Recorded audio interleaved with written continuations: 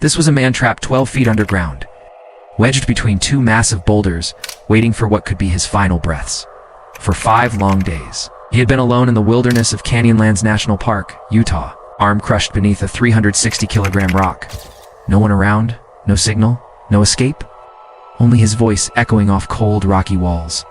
After 95 hours, when hope began to fade, he reached for his camera to record what he believed were his final moments. The face in that frame was Aron Ralston. Welcome viewers, Retro Realms.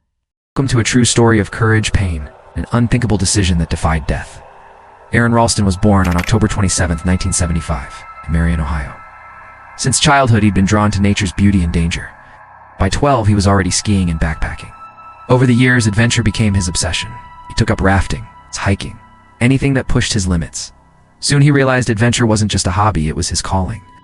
So, he quit his 9-to-5 job and moved to Aspen, Colorado, a town surrounded by mountains and wild freedom. There, his passion would face its ultimate test. Aron set 3 goals. 1 climb, all 59 14ers in Colorado, peaks above 14,000 feet. To conquer them again in winter, to set a record. 3 summit the highest peak in every state. By the end of 2002, he'd already conquered 36. The next challenge awaited. But his love for risk often scared his friends. Admired him, yet refused to join his dangerous adventures. And this trip was no exception. Everyone backed out at the last moment. Still, the thrill seeker in him couldn't stay home, so he decided to head toward Utah, destination unknown. Usually he shared his route. This time he didn't. All he said was, "I'm going to Utah." During the long drive, he chose Canyonlands National Park, a maze of mesmerizing, deadly slot canyons. Among them lay Blue John Canyon. On the morning of April 26, 2003, Aron parked his car 15 miles away. He didn't know that within hours, his life would change forever. Aron took out his mountain bike, strapped on his helmet, and rode alone into the deep. Silent canyons, he carried supplies for just 1 day, 2 burritos, 4 liters of water, and a few climbing tools. That was it, under the blazing desert sun. He rode through glowing red rocks until he reached Blue John Canyon, where his real journey began. A journey he'd never returned from the same. He left his bike and hiked into the narrow canyon. By 2:30 p.m., he was 7 miles deep. Soon, the walls closed in, tight, steep, and filled with giant boulders wedged like nature's barricades. Moving carefully, he spotted a rock the size of a bus tire. His plan was simple. Hang from it. Drop safely to the ground, he gripped the underside and prepared to jump when a deep crack echoed. The boulder shifted. He fell hard onto the canyon. Floor bruised but alive. Then, in an instant, the boulder came crashing down, pinning his right arm. His scream echoed through the canyon. He tried pulling free, but the rock didn't move an inch. The pain was unbearable. Gasping for breath, he gulped from his water bottle 3 big swigs before realizing his mistake. Now only a liter remained, no signal, no way out. Just silence and stone. He checked his gear. CD player, batteries, camera, headlamp, ropes, pliers, and a multi-tool. His survival now depended solely on his mind and willpower. He thought of 3 escape plans. Chip away the rock. Use ropes to shift it. The unthinkable. That last thought chilled him.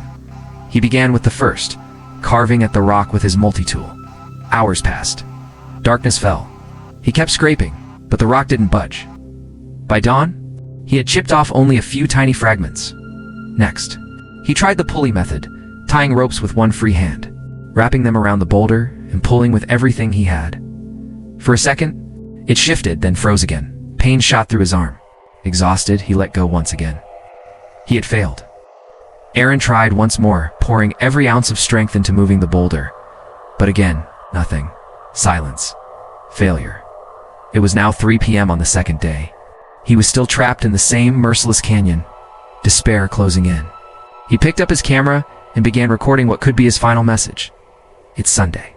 3:05 p.m. My name is Aron Ralston. I've been trapped in Blue John Canyon for 24 hours. If anyone finds this video, please deliver it to my parents. He showed his crushed arm, explained his failed attempts, and then, breaking down, said goodbye to his loved ones, maybe forever. By morning, hunger and thirst had nearly drained him. One thought remained: if he wanted to live, he'd have to lose his arm. He tied it tightly with tubing from his hydration pack to slow the bleeding. But his knife was too dull to cut through bone. As time slipped away, he grew weaker. When the last drop of water was gone, he did the unthinkable, drank his own urine to stay alive. Days passed in delirium, half dreams, half regret. He cursed himself for not telling anyone where he was going.